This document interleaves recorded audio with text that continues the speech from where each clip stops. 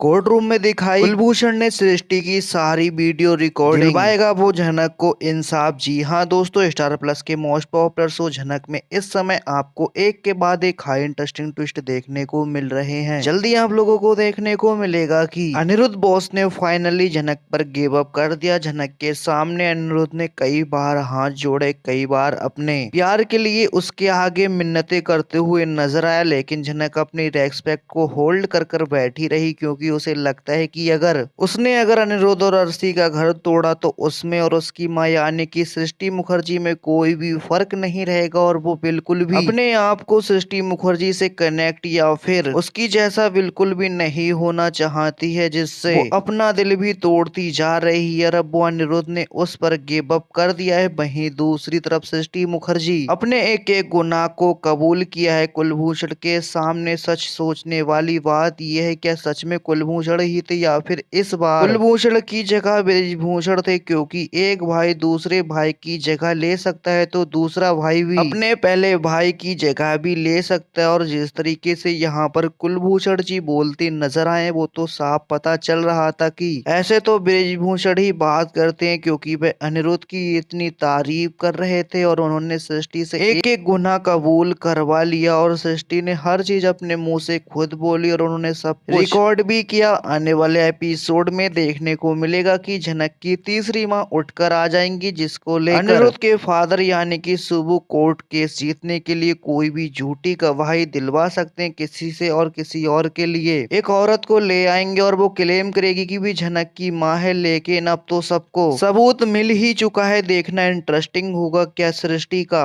बयान रिकॉर्ड करने के बावजूद भी सृष्टि को एक्सपोज कर पाना इतना आसान होगा ब्रिजभूषण के लिए या नहीं, ये तो देखना और भी ज्यादा इंटरेस्टिंग होगा, क्योंकि देख सकते हैं कि झनक और अनिरुद्ध वो दोनों है, वो चाहते हैं कि झनक को इंसाफ मिले, लेकिन झनक अनिरुद्ध के बीच में ऑलरेडी काफी सारी बातें हुई हैं। झनक ने अनिरुद्ध का दिल तोड़ दिया, क्योंकि अनिरुद्ध ने झनक उसका हाथ उसका साथ मांगा था, लेकिन झनक ने साफ साफ इनकार कर दिया, करे भी क्यों ना, क्योंकि उसको कई बार धोखा जो मिला है। वहीं दूसरी तरफ आप देख सकते हैं किस तरीके से कोर्ट में ड्रामा चल रहा है। कोर्ट में एक काफी बड़ा ड्रामा है, जिसमें आपको देखने को मिलेगा कि किस तरीके से झनक पर फिर से एक बड़ा खुलासा नजर आता हुआ दिखाई देगा। दरअसल सुबह सृष्टि अर्शी से ये सब मिलकर झनक को फंसाने वाले हैं। एक नई औरत को लाकर खड़ा कर देंगे कोर्ट में, जो कि ब्रिजभूषण को अपना पति बताएगी और झनक को अपनी बेटी बताएंगी। आप देख सकते हैं किस तरीके से सुबु जो है वो जज के सामने खड़ा है और कहता है, जज मैं ना आपको एक चीज बताता हूँ, आपके सामने एक ऐसा गवाह पेश करने वाला हूँ जिससे आपके लिए फैसला आसान हो जाएगा। मैं किसी का भी टाइम वेस्ट नहीं करना चाहता हूँ। तो यहाँ पे एक औरत को बुलाता है और कहता है, आप अपनी पहचान बताइए। तो वो कहती है, मैं हूँ कविता भानुशाली, मैं हूँ ब्रिजभूषण